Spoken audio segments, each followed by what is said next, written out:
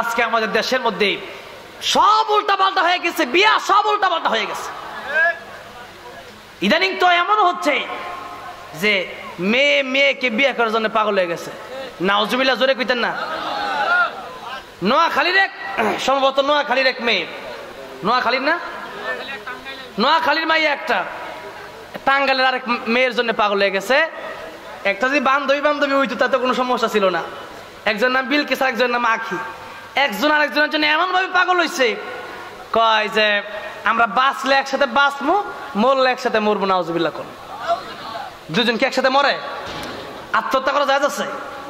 মানে একজন যদি এমনিও মরে যায়, আমিও মরে যাবো, তার মানে আত্মহত্যা করে মরবে, তার মানে আত্মহত্যা করা যায় নাই? আত্মহত্যা করা যায় আছে? আত্মহত্যা যদি কেউ কোনো ব্যক্তি করে, আমার নবী বলেছেন, কেউ যদি বিষ খায় আত্মহত্যা করে, কিয়ামতের ময়দানে আল্লাহ তার জন্য এমন ব্যবস্থা করবে, সে বারবার বিষ খাবে আর বারবার মরতে থাকবে। নাউজুবিল্লাহ বলেন। কেউ যদি পাহাড় থেকে লাফ দিয়ে মরে, সে বারবার পাহাড় থেকে লাফ দিবে আর বারবার মরতে থাকবে। কেউ যদি গলা ছুরি দিয়ে মরে, সে বারবার ছুরি মারবে, বারবার মরতে থাকবে। এত কঠিন হাদিসের কথা বলছি, চিন্তা করে দেখেন। সেই জায়গায় দুদিনকে একসাথে মরতে পারে। এখন একজন আরেকজনের বাড়ি থেকে বসে রয়েছে। চিন্তা করেন বাংলাদেশের অবস্থা। কিয়ামতের আলামত, এগুলো কি? কিয়ামতের আলামত। কিয়ামত আলামতে জিনা এত বাড়বে, শুধু জিনা নয়, সমকামিতা, মানে ছেলে ছেলে বিয়ে করবে। বর্তমানে আমাদের দেশেও আছে। এটা হচ্ছে পশ্চিমাদের কৃষ্টি কালচার, এই দেশের মধ্যে আজকে বাস্তবায়ন হচ্ছে। পশ্চিমাদের মধ্যে কিছু দেশ আছে যেখানে এটা সমস্যা নাই, ছেলে মেয়েকে বিয়ে করতে পারবে, ছেলে ছেলেকে বিয়ে করতে পারবে, মেয়ে মেয়েকে বিয়ে করতে পারবে। নাউজুবিল্লাহ বলেন।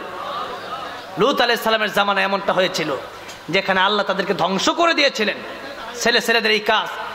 আর আজকে এত জঘন্য হয়েছে, মেয়ে মেয়ে বিয়ে করতেছে। নাউজুবিল্লাহ বলেন। বাবা মা সবাই বলতেছে আশ্চর্য কাহিনী, এরা একজন আরেকজন মেয়ে মেয়েকে বিয়ে করবে, এটা কেমন করে সম্ভব? এই কথা বলতেছে।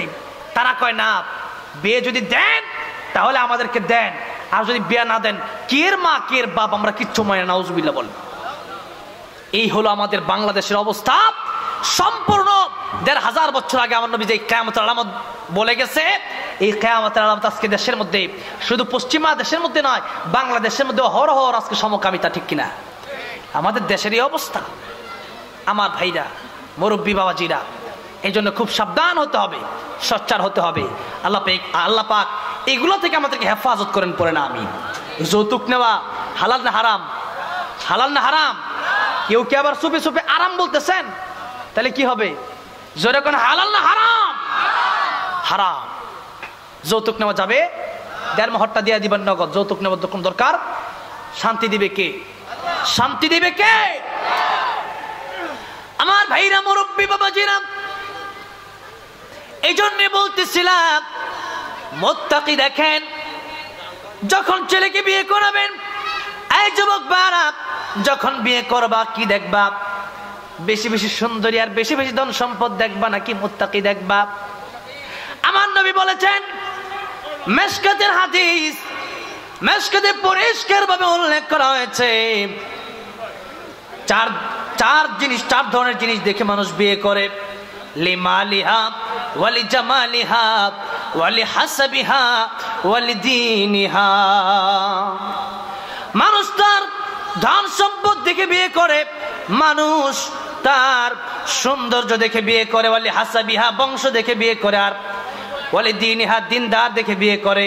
আমার নবী বলেছেন, যদি তোমরা দিনদার পেয়ে যাও, তোমরা দিনদার নারীকে বিয়ে করে তোমরা ধন্য হয়ে যাও। এর বাইরে করবা যদি, তাহলে তোমরা ধ্বংস হও। নাউজুবিল্লাহ বলেন। চিন্তা করেন, আজকে আমরা দেখি ধন সম্পদ কার আছে, এই অবস্থা আমাদের। আল্লাহ পাক হেফাজত করেন, পড়েন আমিন। মুত্তাকি ছিল তারা, মেয়ে দুধের মধ্যে পানি মিশায় নাই। কারণ ওমর দেখবে না, কে দেখবে? ওমর দেখবে না, কে দেখবে? আমার ভাইরা, মুরব্বী বাবাজিরা, এই রোজা আমি আপনি মানুষকে দেখানোর জন্য পানি খাইতে পারি, এরপরে পানির মধ্যে ডুব দিয়ে পানি গিলতে পারি, হোটেলের ভিতরে পর্দার আড়ালে খাইতে পারি।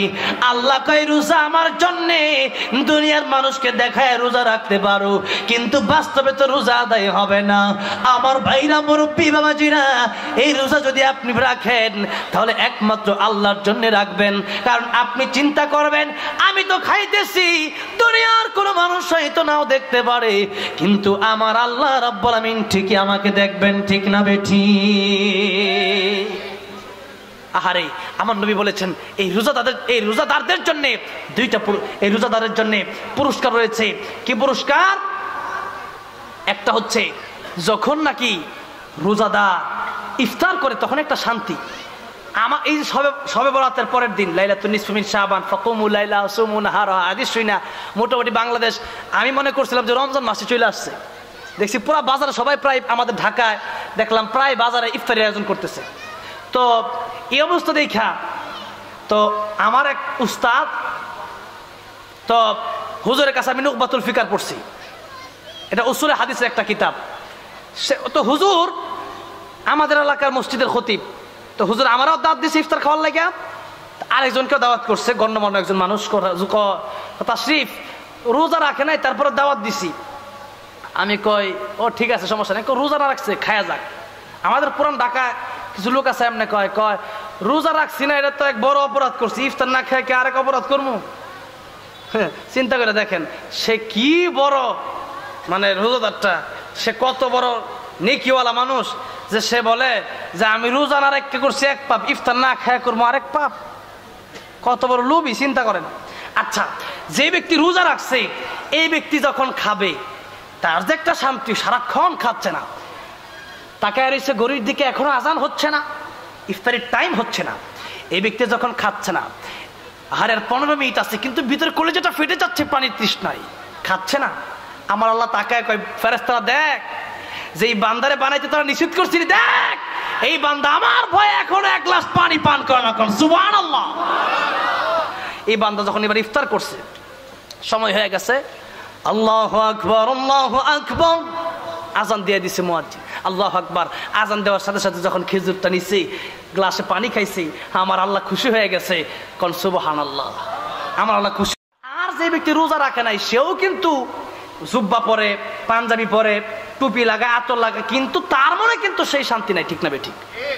এই জন্য এটা হচ্ছে রোজাদারদের পুরস্কার। এটা দুনিয়াতে আল্লাহ পাক সাধারণ দেখায় দিছে, কিন্তু আখিরাতে হচ্ছে সবচেয়ে বড় পুরস্কার। আখিরাতে, কারণ এই রোজার পুরস্কার কে দিবে? আরে যেই রাওয়ায়াতে আসছে ওয়া আনা উজজা বিহি, আমি আল্লাহ নিজেই তার পুরস্কার হয়ে যাব। এর অর্থ হলো স্বামী যদি স্ত্রীকে জিজ্ঞাসা করে, স্ত্রী রে তুমি আমারে কেমন ভালোবাসো, স্ত্রী ডাক দেয়া কয় আমি তোমার। স্ত্রী ডাক দেয়া কয় স্বামী রে তুমি আমারে কেমন ভালোবাসো, স্বামী ডাক দেয়া কয় তুমি আমার, কোন সুবহানাল্লাহ। আল্লাহ ডাক দেয়া কয় আরে বান্দা, রোজা যখন রাখবা এই পুরস্কার দুনিয়ার কোন মানুষের চাইতে ফেরেশতা তোমার কোন নেকি যে লিখবে এমনটা নয়, বরঞ্চ রোজার পুরস্কার কিয়ামতের মাঠে আমি আল্লাহ রাব্বুল আমিন নিজেই তোমাদেরকে, আমার হাতে আমি তোমাদেরকে পুরস্কার দেব। এটা হচ্ছে এক রাওয়ায়াত। দ্বিতীয় রাওয়ায়াতের ভিতরে এসেছে আমি আল্লাহ তোমরা আমার হয়ে যাবা, আমি আল্লাহ তোমার হয়ে যাব, কোন সুবহানাল্লাহ।